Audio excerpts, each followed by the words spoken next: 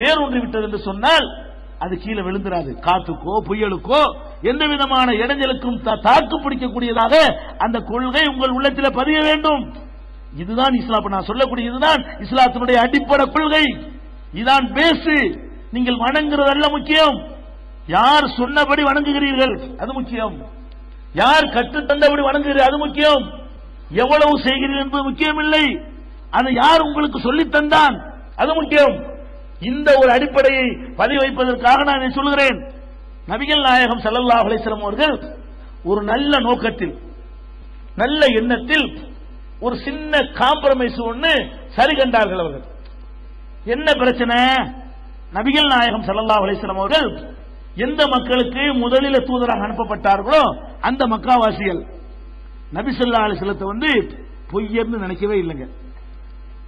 அவங்க யாருமே அவங்க சாதிக்கு பட்டம் கொடுத்திருந்தாங்க, உண்மையாளர் நம்பிக்கையாளர் சொன்னாங்களா இல்லையா? அபூஜஹல் உள்பட எவனுமே இந்த ஆள் பொய் சொல்லுவார்னு நினைச்சது கிடையாது. ஏன்? 40 வருஷமா பார்த்தாங்க. நபியாவுறதுக்கு முந்தின 40 வருஷ வாழ்க்கையை பார்த்தாங்க. ஒரு பிராடு இல்ல, ஒரு பித்தலாட்டம் இல்ல, ஒரு பொய் இல்ல, ஒரு மோசடி இல்ல, ஒரு ஏமாற்றுதல் இல்ல, ஒரு திருகுதாளம் இல்ல, ஒரு தில்லு உள்ள இல்ல, ஒரு பிராடு இல்ல. அப்படி ஒரு அப்பழுக்கற்ற வாழ்க்கையை நம்ம முன்னாடி 40 வருஷம் வாழ்ந்து காட்டின மனுஷன் தாளு பொய் சொல்ல மாட்டார். எதனால மறுத்தாங்கன்னு கேக்குறீங்களா? எதனால மறுத்தான்னு கேட்டா, அவங்க தங்களை உயர்ந்த ஜாதி என்று நினைத்துக் கொண்டிருந்தார்கள். குறைஷிகள், அந்த அரபுகள் பாரம்பரியம் மிக்கவர்கள், நாங்க வசதி, இந்த அடிமை பிலால் மட்டும், சுஹைபு மட்டும், இப்படியான வெளியூர்ல இருந்து வந்த புலைக்கு வந்தவன் மட்டும், அரபி பேசாதவன் மட்டும், குறைஷ் குலம் மாத்திரம் வசதி அப்படின்னு நினைத்துக் கொண்டிருந்தார்கள். ரசூல் ஸல்லல்லாஹு அலைஹி வஸல்லம் அவர்கள் வந்து அதே உயர்ந்த குலத்தில் பிறந்து அல்லாஹ்வுடைய தூதர்னு சொல்லி ரெண்டையும் ஒண்ணாக்கி விட்டாங்க. பிலால் அவங்களும் ஒண்ணா உட்கார்ந்து இருக்காங்க. ஒத்துக்கிற முடியுமா அவனால? நம்ம குலத்தை சேர்ந்த ஒரு ஆள், இவ்வளவு ஒசந்த ஒரு ஆளு, இந்த ஆள் வந்து ஒரு அடிமைக்கு பக்கத்தில் உட்கார்ந்துட்டு இருக்கிறாரு, நம்ம குலப்பெருமையை கெடுக்கிறாரு. இதான் ஆத்திரம். இவரை ஏத்துக்கிட்டோம்னு சொன்னா நம்மளையும் பிலாலையும் ஒரு தட்டில் சோறு திங்க வச்சிருவாரு. நம்ம வசதின்னு நினைக்கிறோம். பிலால் வந்து மனிதனாக சேர்க்க கூடாது, கீழ் சாதி, தீண்ட தகாதவர் என்று நினைக்கிறோம். இந்த ஆள் என்ன பண்றாரு? அபூஜஹலையும் பிலாலையும் ஒரு தட்டில் உட்கார வச்சா அவனுக்கு ஏற்கிற ஏழுமா? அவன் இஸ்லாத்தை ஏற்க மறுத்ததுக்கு காரணம் இதுதான். நம்முடைய கௌரவம், நம்முடைய பாரம்பரியம், நம்முடைய குலப்பெருமை, நம்முடைய இன உயர்வு, நம்முடைய மொழி பாரம்பரியம், இதெல்லாம் இந்த ஆள் குழி தோண்டி புதைத்துக் கொண்டிருக்கிறார் அப்படி நினைத்து ஒரு நாள் பேரம் பேசுறாங்க. நபிகள் நாயகம் ஸல்லல்லாஹு அலைஹி வஸல்லம் அவங்கள்ட்ட வந்து பேரம் பேசுறாங்க. முகமதே, நீ சொல்றதை நாங்க ஏத்துக்கிறோம், உன்னை தூதர் ஒப்புக்கொள்றோம், ஒரு சின்ன அட்ஜஸ்ட்மெண்ட் பண்ணிக்கிறோம். என்ன அட்ஜஸ்ட்மெண்ட்? நீ சொல்ற அல்லாஹ் வணங்குறோம், நீ சொல்ற மாதிரியே வணங்குறோம், நீ சொல்ற கொள்கையை ஏத்துக்கிறோம். ஒரே ஒரு அட்ஜஸ்ட்மெண்ட் என்ன தெரியுமா? இந்த கொள்கையை சொல்லும் பொழுதும் செயல்படுத்தும் பொழுதும் எங்களுக்கு தனி சபை, இந்த கீழ்ச்சாதி மக்களுக்கு தனி சபை, இதை செஞ்சு தர்றியா? என்ன சொல்றாங்க? தொழுவ போறோமா, எங்களுக்கு தனி ஒரு பள்ளிவாசல் கொடு, நாங்க தனியா தொழுதுக்கிறோம். இந்த பிலால் இந்த மாதிரி ஆட்களுக்கு வேற இடம். நீ பயான் பண்றியா, நாங்க கேட்கறதுக்கு மாத்திரம் உயர் ஜாதிக்கு தனியா ஒரு அரங்கம் அமைச்சிரு, அதுல வந்து நாங்க கேட்டு போயிருவோம்.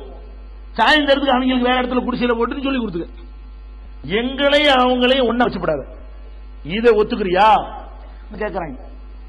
ரசூல் ஸல்லல்லாஹு அலைஹி வஸல்லம் கூட என்ன நினைக்கிறாங்க? எல்லாத்தையும் ஒத்துக்கிறாங்களே, இவ்வளவு இறங்கி வந்துட்டாங்களே, அல்லாஹ்வை ரப்புன்னு ஏத்துக்கிறாங்க, என்னை ரசூல் ஏத்துக்கிறாங்க, தொழுகை ஏத்துக்கிறாங்க, நோம்பை ஏத்துக்கிறாங்க, எல்லா கொள்கையும் ஏத்துக்கிறாங்க, இந்த ஒன்னே ஒன்னத்தான கொஞ்சம் அட்ஜஸ்ட் பண்ண சொல்றாங்க. கொஞ்சம் அட்ஜஸ்ட் பண்ணி இவங்க சொல்றபடி கேட்டு அட்ஜஸ்ட் பண்ணுனா நாளடைவுல பின்னாடி சரி பண்ணிக்கலாம் அப்படின்னு மனசுல உங்களுக்கு படுகிறது. மனசுல பட்டு எனக்கு எப்படி தெரியுங்களா? எனக்கு தெரியாது, ரப்புக்கு தெரியும்ல. அவன் சொல்றாங்க எனக்கு தெரியாது, அல்லாஹ் அதை சொல்லி காட்டுறான் குர்ஆன்ல. மனசுல படுகிறது. பட்டவன என்ன ஆகுது? அந்த நேரம் பார்த்து ஒருத்தர் பேசிக்கிட்டு இருக்கிறாங்களா, அந்த நேரம் பார்த்து ஒருத்தர் வர்றார். அவர் வந்து கீழ் சாதி, இவங்க பாஷையில, இவங்க பார்வையில கீழ் சாதியை சேர்ந்தவர். அந்த ஆளுக்கு கண்ணு வேற தெரியாது, பேர் அப்துல்லாஹ் இப்னு உம்மு மக்தூம். இந்த அப்துல்லாங்கிறவர் வர்றாரு, கண்ணும் தெரியாதவர், கீழ் சாதி என்று இவர்களால் இழிவாக கருதப்பட்டவர். அவர் அந்த பக்கம் வர்றாரா, ரசூல் ஸல்லல்லாஹு அலைஹி வஸல்லம் பேசிக்கிட்டு இருக்கிற அந்த குரல் காதுல விழுது. கண்ணு தெரியாட்டா கூட குரலை வச்சு கண்டுபிடிச்சிக்கிறார். இந்த இடத்துல ரசூலுல்லாஹ் இருக்கிறாங்க. அஸ்ஸலாமு அலைக்கும் யா ரசூலுல்லாஹ்ங்கறார். அல்லாஹ்வுடைய தூதரே உங்களுக்கு சலாம்ங்கறார். ரசூலுல்லாஹ் என்ன செஞ்சிருக்கணும்? அலைக்கும் சலாம் பதில் சொல்லியிருக்கணும். என்னப்பா சுகமா இருக்கேன்னு கேட்டிருக்கணும். அவங்க பண்பாடு அப்படித்தான் கேட்கத்தான் செய்வார்கள். அதான் அவங்களுடைய பழக்கம். அவங்களுடைய பழக்கம் பண்பாடெல்லாம் அப்படித்தான் இருந்தது. அப்ப ரசூல் ஸல்லல்லாஹு அலைஹி வஸல்லம் அவர்கள் என்ன செய்யறாங்கன்னு கேட்டா, அந்த அவருக்கு வந்தவன முகத்தை சுழிச்சு கடுகடுப்பாக்கிக்கிறாங்க. கடுகடுப்பாக்கின உடனே என்ன ஆகுதுன்னு கேட்டா, பதிலே சொல்லல. முகத்துல ஒரு மாறியா போச்சு. ஏன்? இதுதான் பஞ்சாயத்து இப்ப நடக்குது. இதுதான் கோரிக்கையா வச்சுக்கிட்டு இருக்கிறாங்க. நாங்க இருக்கிற இடத்துக்கு இந்த மாதிரி ஆட்கள் வரக்கூடாது. அதான கோரிக்கை. நாங்கள் இருக்கிற சபைக்கு யார் வரக்கூடாது? நாங்க உயர்ந்த ஆட்கள், எங்களை மாதிரி உயர்ந்த ஆட்கள் இருக்கிற சபைக்கு இந்த மாதிரி தாழ்ந்தவர்கள் வரக்கூடாதுன்னு சொல்லிட்டு இருக்கிறாங்க. அந்த நேரம் பார்த்து வந்தாருன்னு எப்படி இருக்கும்? அந்த கோபத்தில் பண்ணிட்டாங்க. அல்லாஹ் என்ன பண்றான்? எங்க மார்க்கத்தில் நீங்க அட்ஜஸ்ட் பண்ணுவீங்களோங்கிறான் அல்லாஹ்.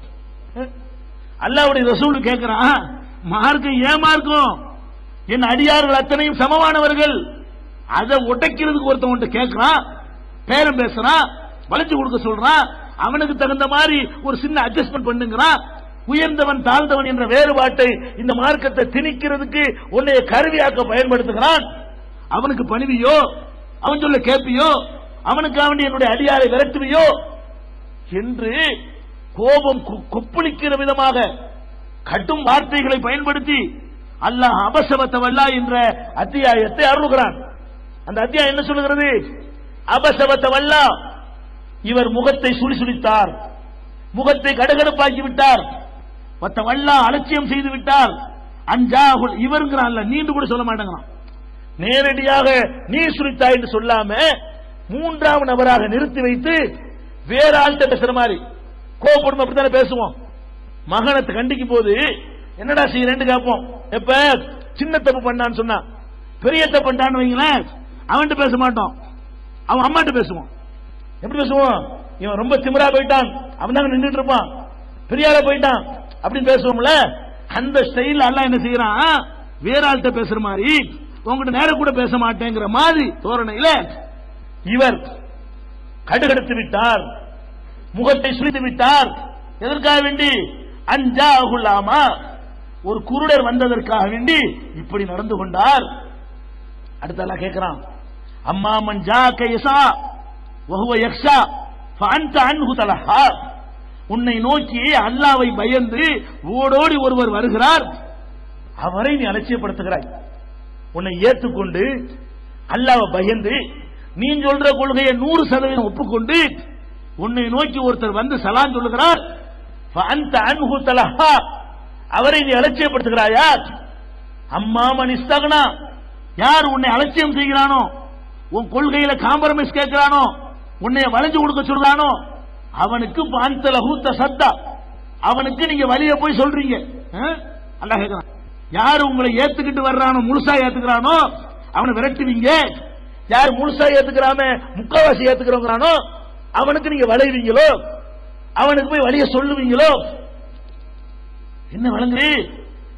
இதுல விளையாடுற கை வைக்க மாட்டேன், அப்படி அட்ஜஸ்ட்மெண்ட் பண்ண தேவையை போல திருத்திக் கொள்ள ரசூலுக்கும் அதிகாரம் இல்லை, அல்லாஹ்வுடைய தூதருக்கும் அதிகாரம் இல்லை.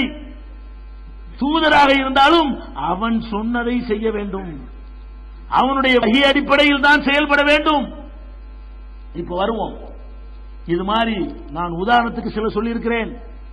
இதுவே மாத்திரம் தலைப்பாக இருந்தால் சுபுகு வரை சொல்லுகிற அளவுக்கு சம்பவங்கள். வஹியைத்தான் பின்பற்ற வேண்டும், வஹி இல்லாத எதையும் பின்பற்றக்கூடாது என்பதற்கு அவ்வளவு நிகழ்வுகள் இருக்கின்றன.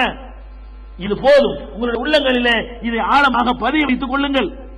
இப்ப விவகாரத்துக்கு வாருங்கள். என்ன நமக்குள்ள என்ன சண்டை, நமக்குள்ள என்ன சஞ்சரவு, நமக்குள்ள உள்ள பஞ்சாயத்து என்ன? நீங்கள் எல்லாம் ஒரு ஒரு நடைமுறை வைத்திருக்கிறீர்கள். அந்த நடைமுறைகள் எல்லாமே எப்படி இருக்குது என்று கேட்டால், மனிதர்களுக்கு சட்டம் வகுக்கிற அதிகாரம் உண்டு என்ற அடிப்படையில் அது நிறுவப்பட்டிருக்கிறது. அது மதுஹபுகளாக இருந்தாலும் சரி, அது தரிகாக்களாக இருந்தாலும் சரி, அது இயக்கங்களாக இருந்தாலும் சரி, அது எந்த விதமான ஃபிர்காக்களாக இருந்தாலும் சரி, அதெல்லாம் எந்த அஸ்திவாரத்தின் மீது எழுப்பப்படுகிறது? இப்ப ஷாபி மதுஹபி என்று சிலர் இருக்கிறார்கள் என்று வைத்துக் கொள்ளுங்கள், ஹனபி மதுஹபி என்று தங்களை சொல்கிறார் என்று வைத்துக் கொள்ளுங்கள். இதுக்கு என்ன அர்த்தம்? ஷாபி மதுஹபி என்று சொல்பவர்களுடைய பாஷையில் அதுக்கு என்ன அர்த்தம்?